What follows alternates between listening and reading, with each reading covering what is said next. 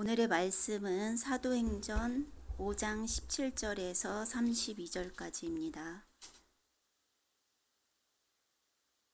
대제사장과 그와 함께 있는 사람 즉 사두개인의 당파가 다 마음의 시기가 가득하여 일어나서 사도들을 잡아다가 옥에 가두었더니 주의 사자가 밤에 옥문을 열고 끌어내어 이르되 가서 성전에 서서 이 생명의 말씀을 다 백성에게 말하라 하매 그들이 듣고 새벽에 성전에 들어가서 가르치더니 대제사장과 그와 함께 있는 사람들이 와서 공회와 이스라엘 족속의 원로들을 다 모으고 사람을 옥에 보내어 사도들을 잡아오라 하니 부하들이 가서 옥에서 사도들을 보지 못하고 돌아와 이르되 우리가 보니 옥은 든든하게 잠기고 지키는 사람들이 문에 서 있으되 문을 열고 본즉 그 안에는 한 사람도 없더이다 하니 성전 맡은 자와 제사장들이 이 말을 듣고 의혹하여 이 일이 어찌 될까 하더니 사람이 와서 알리되 보소서 옥에 가두었던 사람들이 성전에 서서 백성을 가르치더이다 하니 성전 맡은 자가 부하들과 같이 가서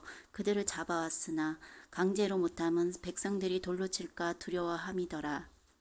그들을 끌어다가 공회 앞에 세우니 대제사장이 물어 이르되 우리가 이 이름으로 사람을 가르치지 말라고 언금하였으되 너희가 너희 가르침을 예루살렘에 가득하게 하니 이 사람의 피를 우리에게로 돌리고자 함이로다. 베드로와 사도들이 대답하여 이르되 사람보다 하나님께 순종하는 것이 마땅하니라.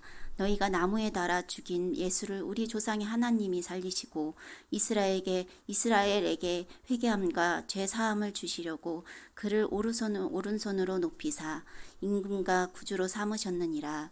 우리는 이 일의 증인이요 하나님이 자기에게 순종하는 사람들에게 주신 성령도 그러하니라 하더라. 아멘. 네, 감사합니다. 우리 옆에 계신 분들 함께 인사 나누고 또 가정에 계신 우리 가족들도 함께 인사 나누도록 하겠습니다. 잘 오셨습니다. 예, 네, 여러분 명절 기간 동안 잘 보내셨습니까? 대부분의 가정들이 출타하지 않고 가정에서 보내는 것으로 알고 있습니다. 여러분에게 하나님의 은혜가 더 충만히 임하는 복된 시간이 될 수 있기를 소망합니다. 하나님은 여러분을 사랑하십니다. 아멘. 물론 저도 사랑하십니다. 오늘 사랑하는 영혼들을 하나님이 하나님 앞에 예배자로 불러주셨고 오늘 이 예배 가운데 하나님이 특별히 임재하시고 오늘 예배를 또 주님이 기뻐 받으신다는 사실을 여러분 꼭 기억하기를 소원합니다. 코로나 시대에 함께 우리가 살아가고 있습니다. 이거 피할 문제가 아닌 이제 우리가 어떻게 이 문제를 잘 극복하고 헤쳐나가야 될지를 우리가 고민하고 여러분 기도할 때인 것 같습니다. 많은 사람들이 이 코로나로 인해서 경제적인 타격, 그 다음에 건강의 어려움을 너무 많이 겪고 있는 그런 모습을 누리고 있죠. 특별히 우리 믿음의 사람들은 이런 고난 속에서도 하나님의 은혜가 있다는 사실을 우리가 결코 잊어서는 안 됩니다. 우리는 고난 속에 또 시련 속에 반드시 이어지는 것이 있다면 그것이 하나님의 은혜요 하나님의 축복이 있다는 사실을 여러분 꼭 기억하기를 소망합니다. 우리가 잘 되어질 때에도 하나님의 축복이 있겠지만 잘 되어지지 않는 그런 상황 속에서도 여러분 이 하나님의 은혜가 있고 하나님의 축복이 있다는 사실을 절대로 우리가 놓쳐서는 안 되죠. 오늘 본문 말씀에 보면 사도행전에 기록된 말씀 속에 특별히 초대교회가 놀라운 부흥과 놀라운 성장이 있습니다. 하나님의 부흥이 있을 때에 사단은 여전히 그 가운데 가만히 있지 않은 것 같아요. 그 가운데 오늘 본문 말씀에도 기록이 되어 있지만 이 시기와 질투로 인한 하나님의 그 놀라운 이 하나님을 대적하는 일들이 그 가운데 일어나고 있다는 사실이에요. 그렇기 때문에 여러분 우리가 부흥을 통해서도 우리의 신앙이 성숙되어지고 있지만 때로는 고난 속에서도 이런 코로나 시대의 이런 어려움 속에서도 하나님께서는 우리를 더욱더 성장시키시고 성숙시키신다는 사실을 우리는 절대로 잊어서는 안 됩니다. 그렇기 때문에 여러분 항상 우리의 마음 가운데 이 고난 속에서 하나님께서 우리를 향한 하나님의 뜻이 무엇인지 그리고 그 고난을 통해서 우리가 더욱더 하나님을 의지하고 바라고 계시는 것이 무엇인지를 우리가 그 속에서 찾는 것이 여러분 우리 믿음의 사람들의 모습이고 또 우리는 그렇게 살아가야 된다는 거예요. 사도행전 4장 말씀에 보니까 하나님께서 정말 이 베드로와 요한을 통해서 성전 미문에 앉아있는 안진뱅이를 일으키고 여러분 그런 가운데 하나님의 복음을 전하게 되자 이 사내들인 공회 앞에 베드로와 요한이 잡히게 되었습니다. 그들은 그곳에서 핍박을 당하게 돼요. 그러고 난 이후에 그들에게 위협을 하게 되고 다시 풀어주고 난 이후에 오늘 또다시 오늘 본문에 이 초대교회가 엄청난 부흥이 일어나게 되자 다시금 새로운 핍박이 시작되고 있는 것을 보게 됩니다. 그런데 여러분 잘 알다시피 이 초대교회의 핍박은 아나니아와 삽비라 사건 이후에 일어나고 있다는 거예요. 우리 지난주 말씀해 보니까 아나니아와 삽비라가 성령을 속인 죄로 인해서 그들은 이 사도들 앞에서 죽음을 맞이하게 됐습니다. 이 사건으로 인해서 주변에 있는 많은 초대교회 사람들이 충격을 먹었습니다. 이 충격을 먹었던 사람들은 대부분 어떤 사람이냐면 믿음의 사람들이었어요. 우리가 이렇게 살아서는 안 된다. 그리고 난 이후에 이 솔로몬 행각에 모여서 하나님의 말씀을 그들이 듣기 시작합니다. 이 아나니아 삽비라 이 사건을 통해서 믿음의 사람들은 더욱더 믿음이 견고해졌고 또 그런 가운데 믿지 않는 사람들조차도 오히려 점점점 많아져서 이들이 주님 앞에 돌아오는 숫자가 더 많아지게 되었다는 것이에요.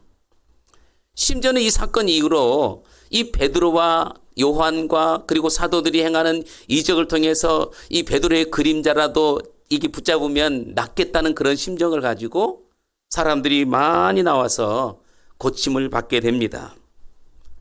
이렇게 하나님께서 교회를 거룩한 교회로 만드시고 또 성장하는 교회로 만드시고 또 그런 가운데 주변에 많은 믿지 않는 문 영혼들이 교회에 몰려있는 그런 상황 속에 또 믿지 않는 사람들이 교회를 칭송하는 그런 상황 속에 오늘 본문에 보니까 또다시 이 초대교회의 핍박이 시작되었어요.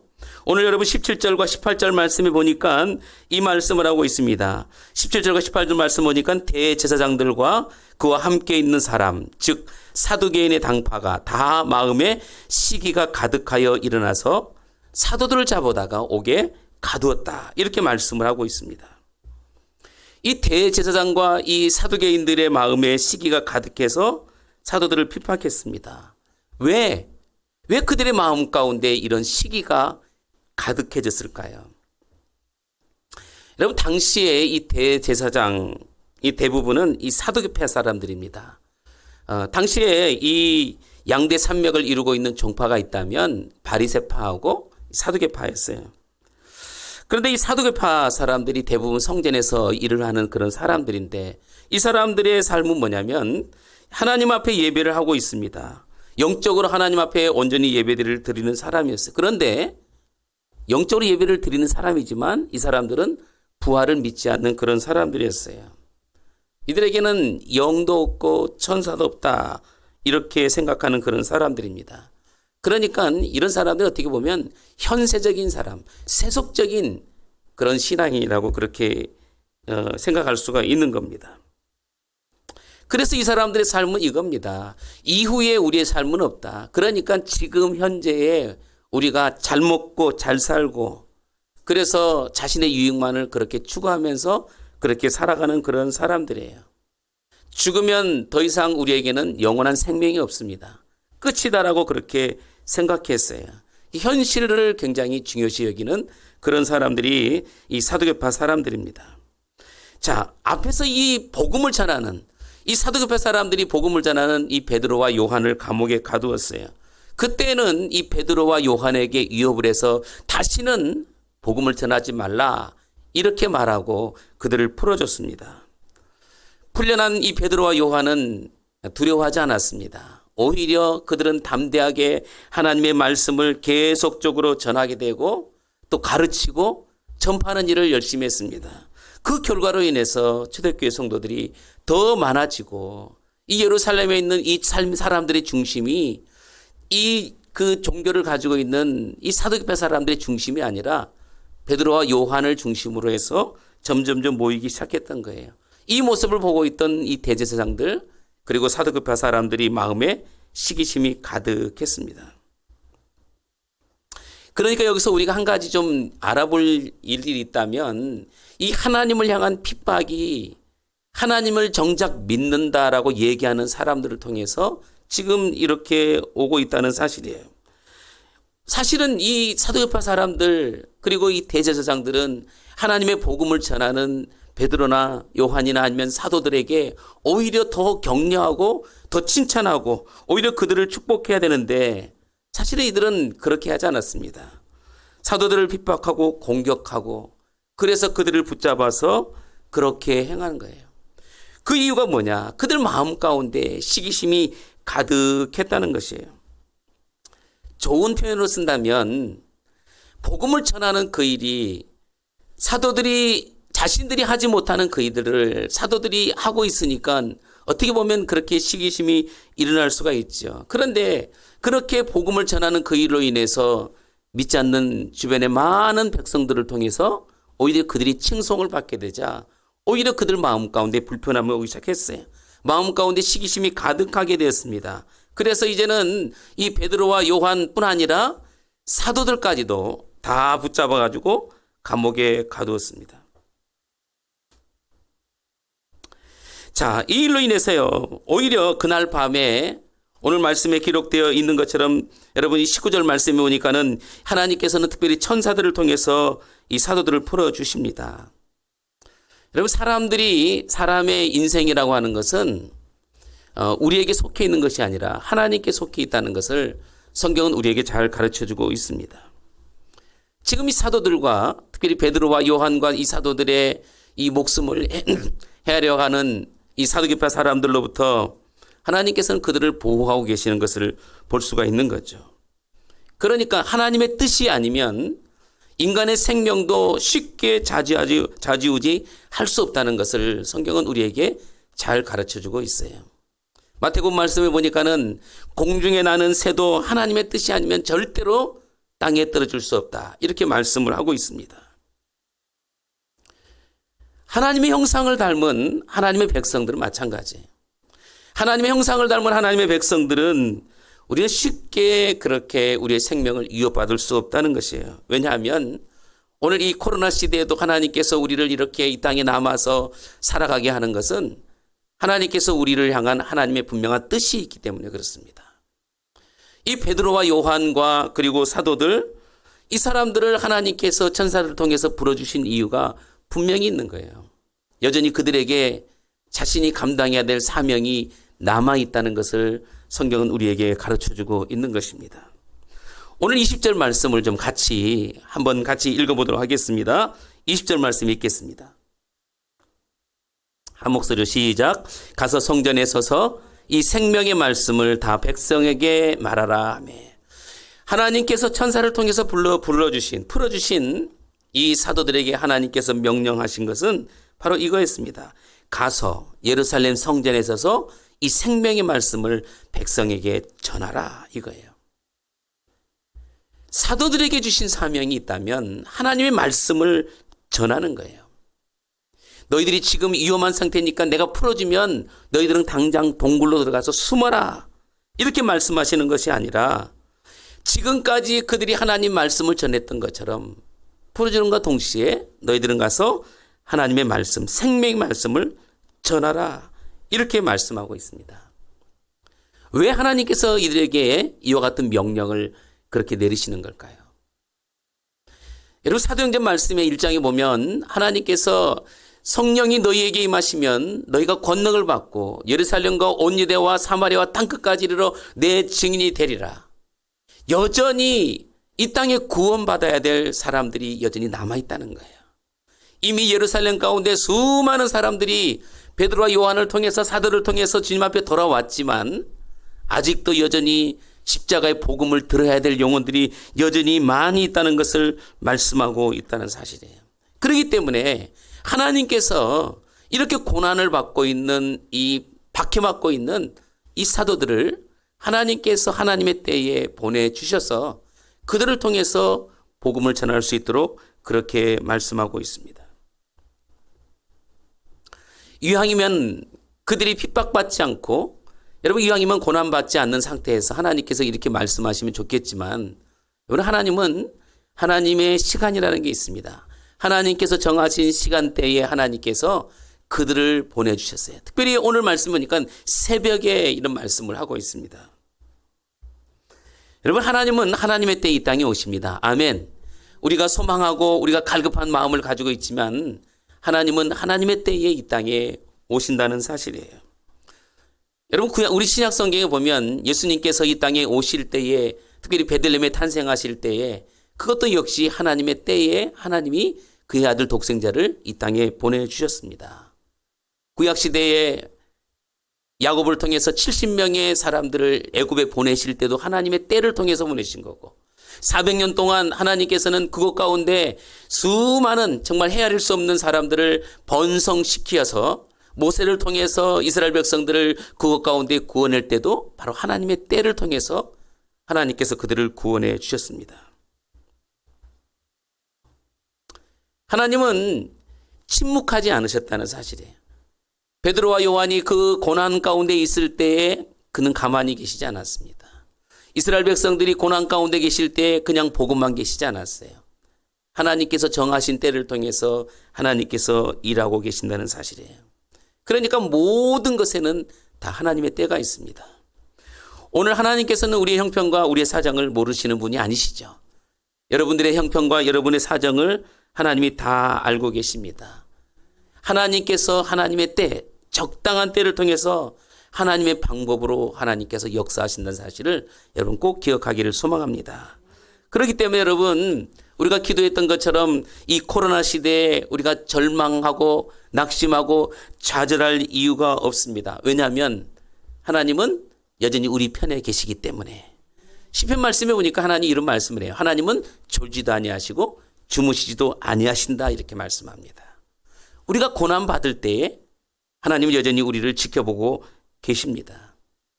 우리의 상황도 하나님께서 정확하게 파악하고 계신다는 사실이에요. 내가 때로는 실패를 하고 내가 때로는 절망 가운데 있고 내가 고통 가운데 있다 할지라도 하나님은 여전히 우리를 지켜보고 계세요. 우리는 어려움이 있을 때 이런 얘기를 합니다. 왜 하나님 나에게 이런 고난을 주십니까? 나에게 이런 고통을 하나님 허락하십니까? 그럼에도 불구하고 하나님은 그곳에 하나님의 뜻이 있는 거예요. 고통에는 반드시 하나님의 뜻이 있다는 겁니다.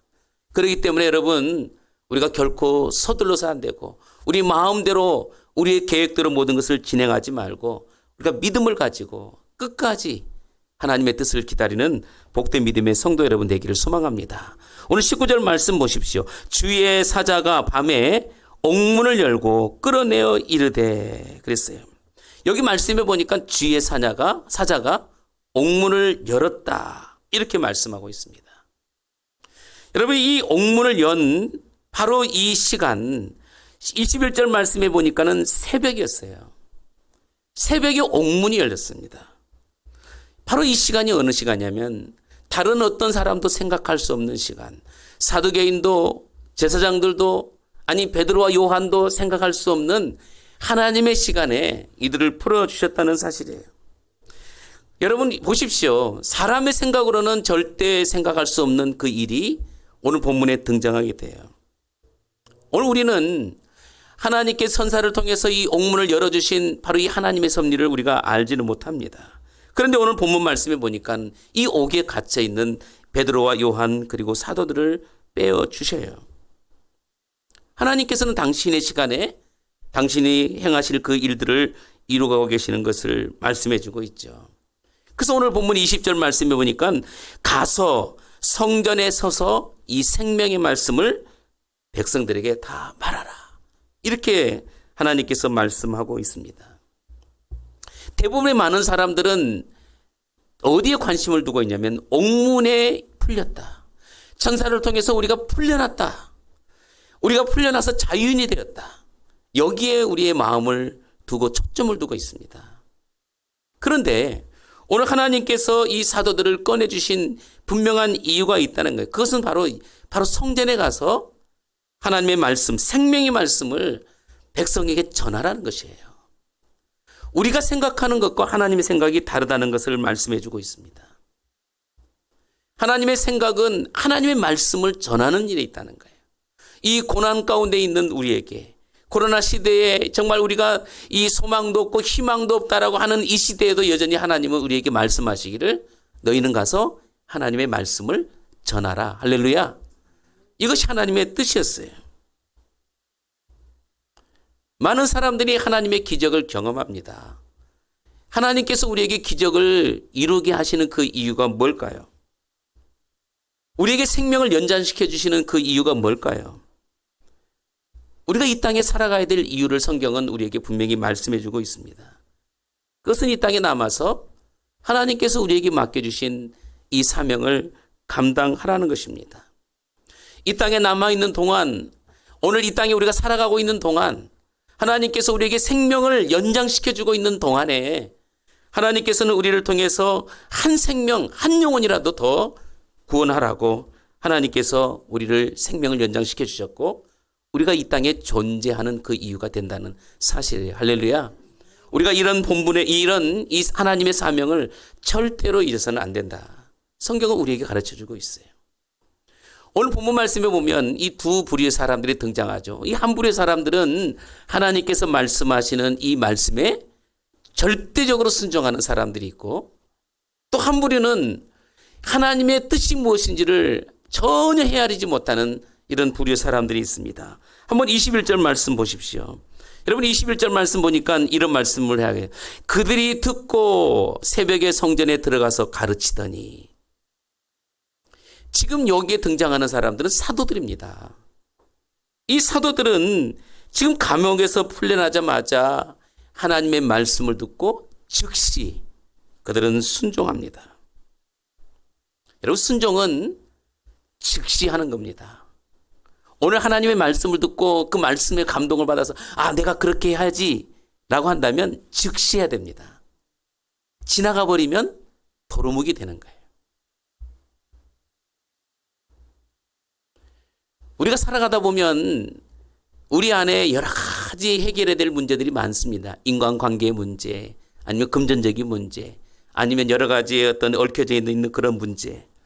내가 마음을 먹을 때 시행을 하는 거예요. 내가 그 사람을 용서해야 되겠다 하면 미룰 이유가 없습니다. 바로 시행해야 되는 거예요.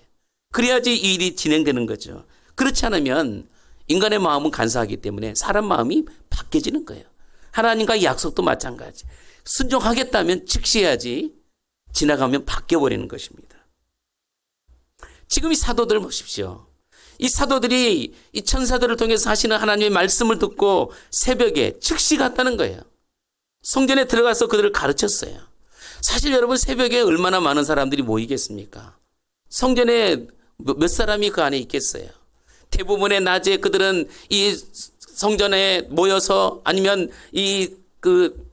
성전에서 하나님의 말씀을 들을 때는 대부분 낮에 그렇게 모여서 하나님 말씀을 듣습니다. 수많은 사람들이 모이는 거예요. 그런데 이 지금 새벽에 성전에 들어가서 가르치더니 라고 그렇게 말씀하고 있어요. 이 사람들은 즉시 하나님의 말씀에 순종했다는 거예요.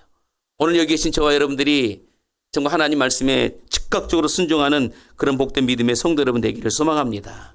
주님의 일에는 우리가 반드시 순종해야 또 즉시 순종해야 하나님의 은혜가 있고 하나님의 축복이 있다는 사실을 성경은 우리에게 가르쳐주고 있어요.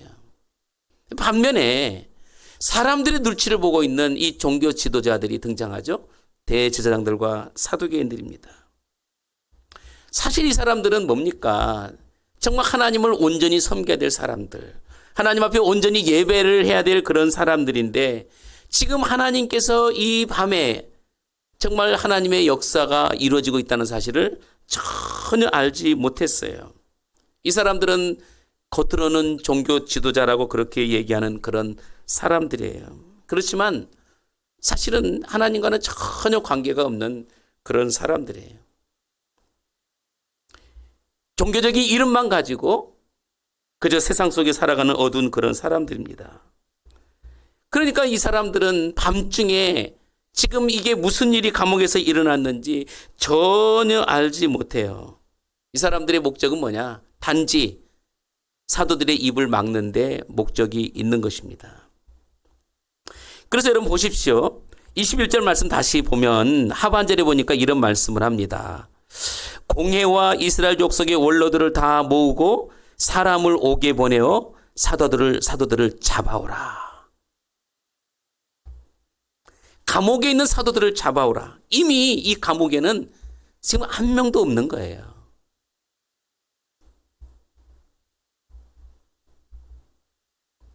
자, 22절 말씀을 보도록 하겠습니다. 21절 보니까 22절에 부하들이 가서 옥에서 사도들을 보지 못하고 돌아왔다 그랬어요. 가보니까 사도들이 이미 다 사라졌어요. 이 사라진 사실을 이제서야 알았습니다.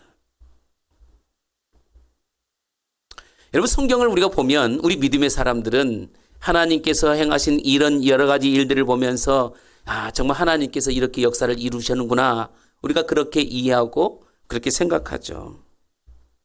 세상을 살아가다 보면 여러분, 우리가 이해할 수 있는 그런 일도 있지만 이해하지 못하는 그런 일들이 우리 가운데 너무 많다는 걸 특별히 우리 믿음의 사람들은 인정해야 됩니다. 믿음의 생각은, 다시 말하면 이 믿음의 세계라고 하는 것은 우리의 생각을 완전히 초월한다는 것이에요. 설명할 수 없는 일들이 우리 안에 너무너무 많이 일어나고 있습니다. 그래서 우리 믿음의 사람들은 이성적인 생각보다는 성령에 이끌려서 우리가 살아가야 한다라고 이렇게 말씀하고 있어요. 하나님께서 행하시는 일들은 우리의 생각과 우리의 상상을 초월한다는 거예요. 많은 사람들이 우리가 생각하고 있는 어떤 이성적인 생각, 어떤 상식적인 거, 아니면 세상의 경험, 아니면 합리적인 그런 논리를 가지고 모든 것들을 그렇게 점검해 갑니다. 여기에서 벗어나면 믿으려고 하지 않죠. 그러나 하나님의 일은 우리가 생각하는 그런 일과는 동떨어진 하나님의 나라의 일을 그렇게 이루어가고 있다는 것을 말씀해 주고 있어요. 성경의 말씀에 보니까 여러분, 말씀으로 세상을 창조했다. 이 말씀이 우리가 믿는다는 게 결코 쉽지 않죠. 이 말씀은 믿음을 갖지 않고는 절대로 이해할 수가 없는 말씀이에요. 이성적인 생각, 합리적인 그런 사고를 가지고, 그런 논리를 가지고는 이 창세기 1장 1절 말씀조차도 이해할 수가 없는 겁니다. 하나님께서 말씀 한마디로 세상을 창조하셨다. 이것은 여러분, 결국은 우리가 신앙을 갖지 않으면 결코 이해할 수가 없어요. 노아의 홍수 사건도 마찬가지입니다.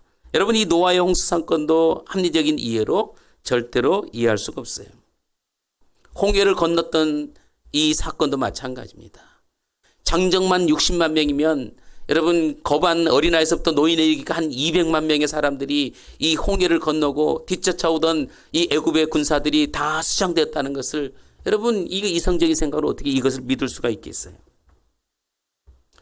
철옹성 같은 여리고성이 7바퀴 돌았다고 해서 이게 무너질 수가 있겠습니까? 이게 이성적으로 이게 옳은 생각이냐고요. 신약성경이 마찬가지입니다. 여러분, 이 동정녀 마리아 사건도 마찬가지. 이 처녀가 어떻게 아이들을 잉태할 수 있겠느냐? 결혼도 하지 않은 이 처녀가 어떻게 잉태할 수 있겠느냐?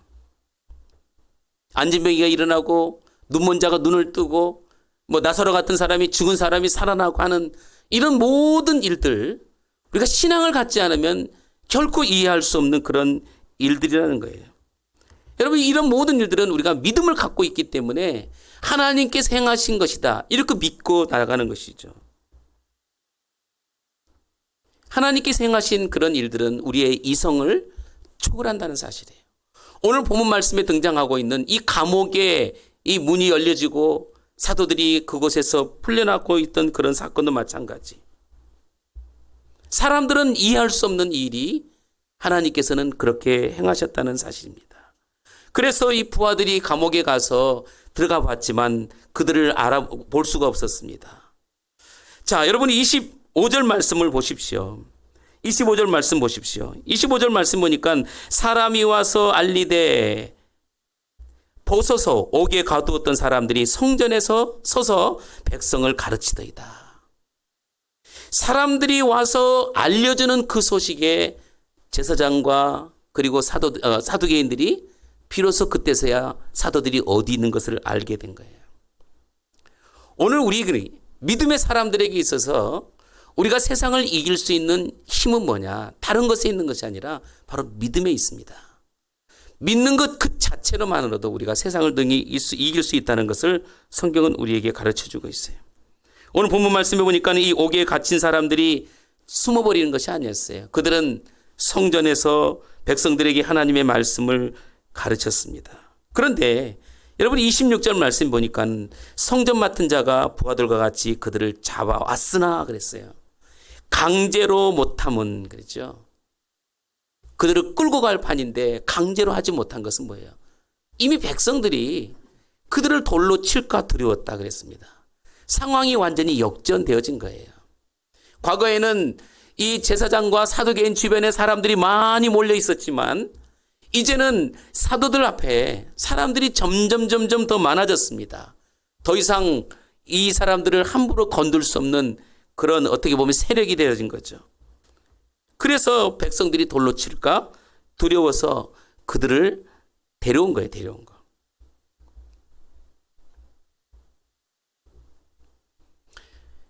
여러분 잡아온 사람들뿐 아니라 지금 이 대제사장도 그리고 이 사두개인들도 지금 어떤 생각을 가지고 있는지 성경은 우리에게 분명히 가르쳐주고 있어요. 오늘 여러분 28절 말씀 보십시오. 우리가 이 이름으로 사람을 가르치지 말라고 언금하였을 때 너희가 너희 가르침을 예루살렘에 가득하게 하니. 가르치지 말라고 말했지만 이 사도들은 하나님께서 말씀하시는 이 말씀을 우리가 전하지 않을 수가 없다는 거예요. 그래서 이미 이 예루살렘 가운데 이 사도들의 가르침이 이미 확연하게 퍼져 있다 이겁니다. 이 말은 예루살렘 가운데 정말 그들의 소리를 듣지 않는 사람이 없을 정도로 그만큼 이 사도들의 영향력이 그만큼 커졌다는 것을 사실은 이 사두개인 그리고 제사장이 인정하고 있는 거예요. 그러면서 뭐라고 얘기합니까? 우리에게 돌리고자 하네. 이 사람의 피를 우리에게 돌리고자 합니다. 어떻게 보면 여러분 이 대제사장 그리고 이 사두개인들이 베드로와 요한 이 사도들이 전하는 하나님의 말씀을 간접적으로 인정하고 있는 것 같아요. 그래서 지금 29절 말씀에 이 사도들이 이렇게 얘기합니다. 한번 말씀을 좀 같이 보겠습니다. 베드로와 사도들이 대답하여 이르되 뭐라고 얘기했어요? 사람보다 하나님께 순종하는 것이 마땅하니라. 이미 4장 말씀에는 내가 너희들의 말을 듣는 것보다 하나님의 말씀을 듣는 것이 옳다고 이렇게 얘기했어요.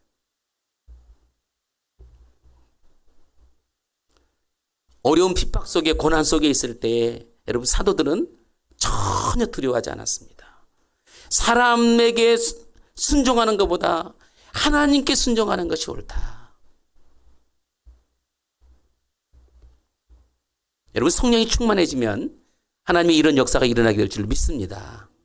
우리가 성령의 충만함 속에 성령 충만한 삶을 살아갈 때에 이와 같은 담대함이 우리 가운데 생기는 거예요. 내가 종교인으로 교회만 왔다 갔다 하는 성경 말씀하는 것처럼 교회 마당만 밟고 가는 그런 신앙을 가지고 있으면 이런 모습은 발견할 수가 없습니다. 오히려 세상에 위축되고 세상이 하는 말에 귀를 기울이게 되고 세상을 쫓아가고 하나님 말씀과는 정말 동떨어진 그런 생활을 그렇게 할 수밖에 없지만 성령이 충만한 이 베드로와 요한과 이 사도들처럼 우리가 충만한 모습을 가지고 있다면 우리는 결코 세상을 두려워하지 않는다는 거예요. 우리가 위기를 겪게 되면 그 위기 속에서 그 사람의 진정한 모습을 발견한다고 하죠. 지금 위협을 받고 있는 사람들은 이 사도들입니다. 이 사도들은 그런 위협 속에서도 자신의 진정한 속마음이 뭔지를 드러내고 있는 거예요. 내가 하나님의 말씀에 순종하는 것이 옳다. 이것이 믿음의 사람의 진정한 세계관이고 인생관이에요. 우리 믿음의 사람들이 가져야 될 인생관이 바로 이겁니다. 내가 하나님의 말씀에 순종하는 것이 옳다.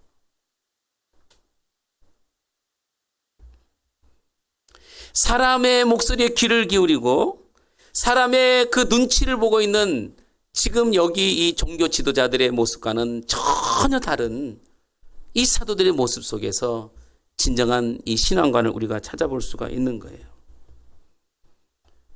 이 사도들의 관심은 자신이 높아지는 거에 관심이 있지 않았습니다.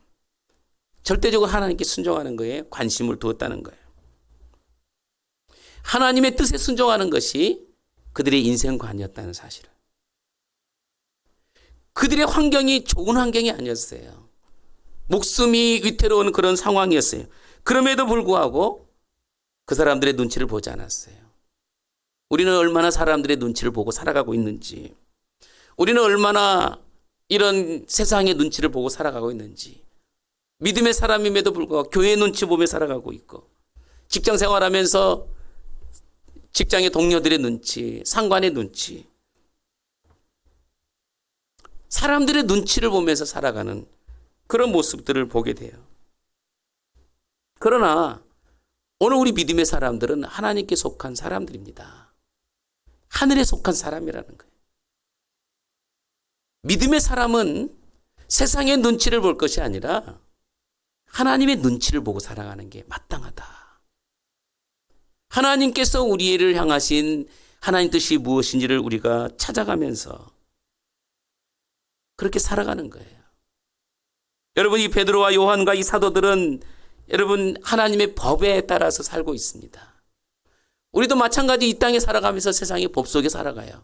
그러나 세상의 법 속에 살아가지만 우리는 하나님 말씀, 이 말씀의 법을 통해서 우리는 세상 속에 살아가는 거예요.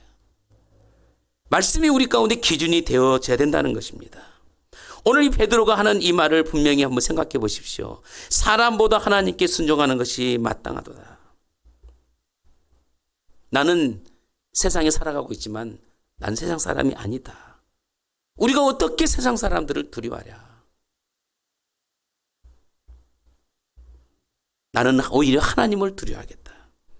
그렇기 때문에 내가 너희들의 말을 듣는 것이 옳으냐, 하나님의 말씀에 순종하는 것이 옳으냐. 이게 베드로와 사도들의 고백이었어요. 그러면서 이들은 그런 어려운 상황, 그런 고난 가운데 속에서도 담대하게 하나님의 말씀을 전하고 있어요. 너희가 십자가에 못 박은 예수가 그분이 바로 우리의 하나님이시다. 그들은 담대하게 그렇게 복음을 전하고 있는 것입니다.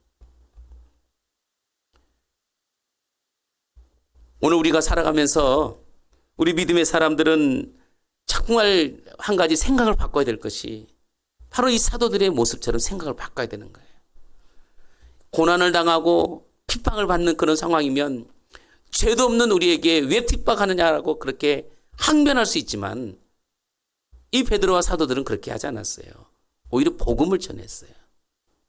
여러분들을 향해서 핍박하는 사람들, 여러분 이런 사람들에게 오히려 십자가의 복음을 전하는 것이 마땅하다는 거예요.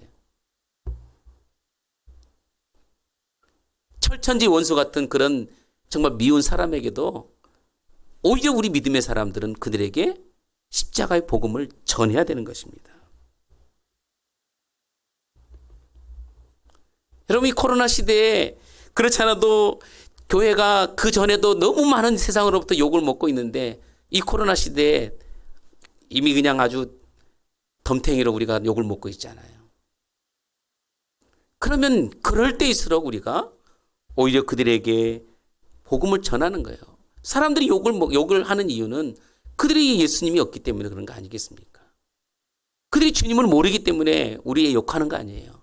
그럼 우리는 당연히 그들에게 예수의 복음을 전하는 거예요. 이게 바로 믿음의 사람들의 모습이라는 거예요. 지금 이 본문 말씀에 등장하고 있는 베드로와 요한과 사도들이 자신의 어떤 위협 속에서도 그들은 담대하게 하나님의 말씀, 십자가의 복음을 그대로 전하고 있는 것을 보게 되는 겁니다. 여러분 그렇기 때문에 마지막 우리 32절 말씀에 이렇게 말씀하고 있습니다. 우리는 이 일의 증인이요 하나님이 자기에게 순종하는 자들에게 주실 성령도 그러하니라. 이렇게 말씀하고 있어요. 자신의 신앙의 정체성을 저버리지 않고 하나님의 말씀에 대해서 그들은 순종했고 그런 가운데 끝까지 자신을 박해하고 있는 이런 사람들에게까지 복음을 전하면서 우리가 이 일의 증인이다. 오늘 여기 계신 저와 여러분들, 가정예배 예배드리는 저와 모든 우리 믿음의 성도들 마찬가지예요. 하나님께서 우리를 그리스도의 복음의 증인으로 불러주셨습니다. 할렐루야. 불러주셨어요. 그래서 우리가 피하지 않고 이럴 때일수록 복음을 전하는 거예요. 이럴 때일수록 복음을 전하는 거예요. 우리는 그리스도의 증인입니다. 도망갈 일이 아니고 피할 일이 아니라 나를 핍박하고 박해하는 사람들, 우리에게 손가락질하고 미워하는 사람들, 때로는 내 가운데 증오심이 있는 그런 사람들에게까지도 우리는 그들에게 복음을 전해야 돼요. 왜? 그들에게는 예수님이 없기 때문에. 그래서 박해 속에서도 담대하게 복음을 전해야 된다는 사실이에요. 여러분, 말씀의 결론은 이렇습니다. 우리 믿음의 사람들은 고난 속에서도 핍박 속에서도 우리는 피할 것이 아니라 담대하게 하나님 말씀을 전해야 된다는 거예요. 이것이 하나님께서 우리에게 하시는 말씀이에요. 우리 믿음의 사람들은 분명히 하나님께서 우리에게 주신 사명이 있습니다. 그렇기 때문에 여러분, 이 사명이 있는 한은 결코 우리는 죽지 않아요. 우리가 정말 하나님이 우리를 부르시는 그날까지 우리가 하나님의 사명을 감당하고 복음을 위해서 달려간다면 우리가 하나님 앞에 섰을 때 잘했다 칭찬받는 그런 믿음의 성도로 하나님 우리를 그렇게 부르실 겁니다. 여러분, 오늘 또 이 말씀을 우리 마음에 새기고 한 주간 동안 살아가면서 십자가의 복음, 그리스도의 복음을 우리 주변에 있는 많은 사람들에게 전해서 그 영혼들이 여러분들의 행실과 여러분들의 언어와 여러분의 신앙을 통해서 주님 앞에 돌아오는 놀라운 역사가 있기를 간절히 소망합니다. 네, 기도하겠습니다. 하나님, 주의 은혜 가운데 저희들을 하나님의 백성으로 삼아 주심을 감사합니다. 아버지 하나님, 우리가 믿음으로 주님을 의지하고 하나님 이 땅에 살아가면서 많은 고난과 많은 박해 속에 살아가지만 하나님께서 이 땅에 우리를 이 땅에 존재하게 하신 이유는 우리에게 사명이 있기 때문에 하나님 우리를 이 땅에 보내신 줄로 믿습니다. 하나님, 그리스도의 복음, 십자가의 복음을 하나님 이 땅에 전해서 수많은 문영혼들이 주님 앞에 돌아오는 기적의 역사가 날마다 우리 안에 일어나도록 성령께서 은혜를 베풀어 주시옵소서. 감사합니다. 예수님의 이름으로 기도드립니다. 아멘. 336장 우리 찬양 드리도록 하겠습니다.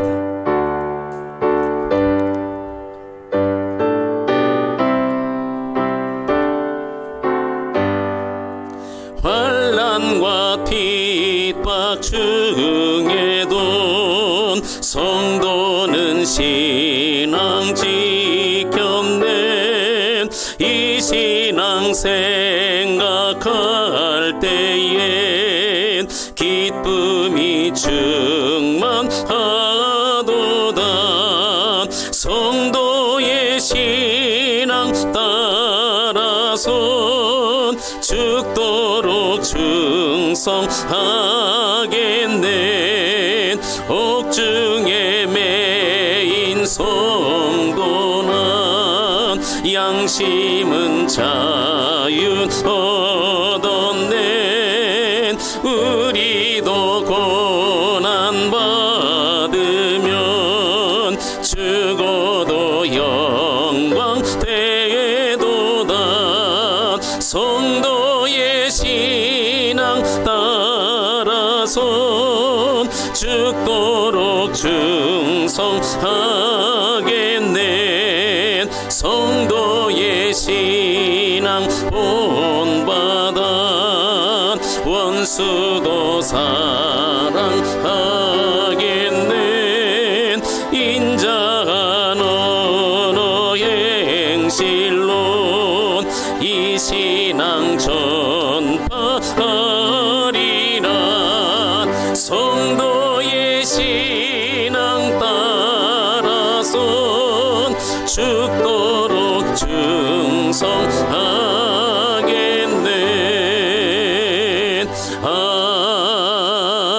아멘. 아멘. 광고 드리겠습니다. 추석 연휴 여러분 잘 보내셨죠? 이제 10월달 결실의 계절 다가왔습니다. 우리 가정마다 기쁨이 충만하기를 간절히 기도합니다. 코로나19로 인해서 주변에 많은 우울증 환자들이 급증하고 있다고 하죠. 우리가 건강할 수 있는 이유는 우리 하나님이 함께 하시기 때문에 그렇습니다. 신앙으로 잘 무장되는 은혜가 있기를 소망합니다. 예배가 무너지면 우리의 모든 것들이 다 무너집니다. 비대면이죠. 여러분 더 이제 나오십시오. 나오셔서 함께 대면하고 예배할 수 있도록 마음의 준비를 하시고, 우리 연로하신 분들은 아직 조금 나오시는 게 어려울 수 있으니까 11시에는 우리 또 유튜브를 통해서 또 예배할 수 있도록 그 예배 시간도 철저하게 잘 준비해서 드릴 수 있도록 해주시기 바랍니다. 한 달 동안 우리 텐텐 기도에 저녁 10시에 10분씩 기도하였습니다. 모든 분들이 함께 참여해 주셔서 감사하고, 여러분들이 계속해서 함께 기도해 주시면 하나님의 놀라운 역사가 있게 될 줄로 믿습니다. 우리 추수감사절이 11월 15일인데 한 달 동안 감사노트 쓰기를 하려고 해요. 제가 볼 때는 하루에 한 줄씩 이렇게 쓰는 게 좋겠다 이런 생각이 드는데, 다음 주에는 저희들이 이 감사노트를 준비해 놓을 테니까 여러분들이 다음 주부터 11일부터 11월 8일까지 매일매일 여러분들이 그 노트에 오늘의 감사의 제목이 무엇인지를 꼭 기록하시고, 또 11월 또 추수감사절 때 이것을 들여다보면서 하나님께서 이루시는 그런 일들을 우리가 보면서 또 감사하는 그런 시간을 가졌으면 좋겠습니다. 함께 동참해 주시기 바랍니다. 전도가 어렵다고 하지만 그런 여전히 복음은 계속 진행되고 있죠. 우리 1일 일명 전도 운동을 좀 진행했으면 좋겠어요. 우리가 추수감사절 때는 항상 총동원 주일로 진행했지만 이번에는 그렇게 할 수가 없습니다. 그래서 여러분 각자가 여러분의 삶의 현장에서 복음을 전하는 그 일들을 했으면 좋겠습니다. 그래서 정말 이 한 해의 결산을 통해서 하나님 앞에 우리가 또 진단을 받게 되는데, 하나님께 칭찬받는 그런 모습을 쓸 수 있도록 함께 여러분 기도해 주시기 바랍니다. 제가 처음에 인사를 못 시켰는데 우리 전도했잖아요. 또 우리 준영 형제가 우리 그 안준영 형제 우리 직장 동료인데 제가 이름 모르겠어요. 우리 큰 박수로 우리 먼저 환영하도록 하겠습니다. 네. 네. 누구? 영근? 알겠습니다. 환영합니다. 사랑합니다. 우리 정말 이 전도 지금도 여전히 하고 있어요. 제가 이 전도 훈련을 받으려고 준비했다가 하지 못했는데 그 목사님과 연관이 되어 있는데 매주마다 문자가 와요. 오늘은 제가 어디서 어느 교회와 함께 전도를 했습니다. 코로나 시대에도 복음은 계속 진행됩니다. 그러면서 현장에 앉아서 예배하는 그 영혼들을 찍어서 보내시더라고요. 전도 할 수 있다. 아멘. 우리의 삶의 현장에서, 여러분의 직장에서 여러분 복음을 전하십시오. 하나님이 기뻐하실 줄로 믿습니다.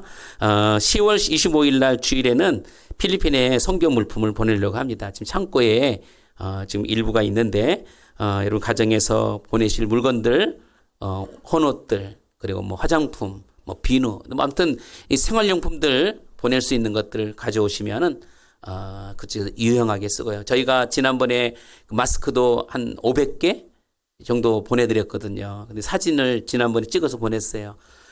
망한 산속에 있는 사람들이 그냥 마스크를 다 쓰고 있으니까 검은 얼굴에 더 검해가지고 보기 좀 어디 IS인가 이럴 정도 했는데, 어쨌든 보내서 그 한 영혼들이 그렇게 혜택을 받고 있다는 것 여러분 아시고, 여러분 사랑하는 마음으로 잘 준비해 주시기 바랍니다. 해외 나가 있는 선교사님들을 위해서 여러분 끊임없이 기도해 주시기 바랍니다. 예, 우리 옆에 계신 분들과 또 가정에 계신 분들 함께 인사 나누겠습니다. 사랑합니다. 예, 축복합니다.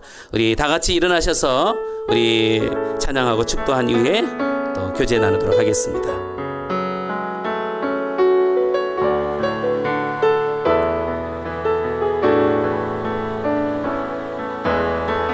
마라나타 주 예수여 어서 오시옵소서. 땅의 모든 끝 모든 족속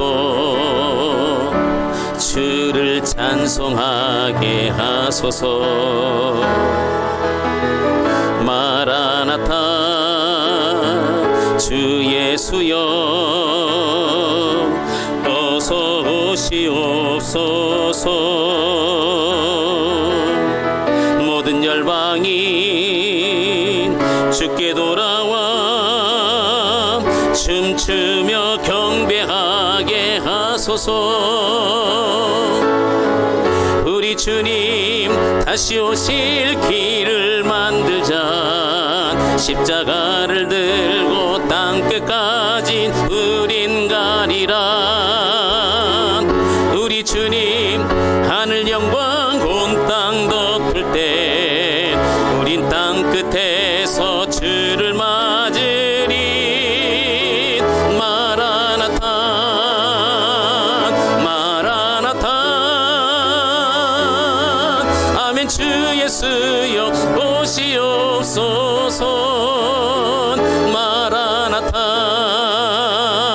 마라나타.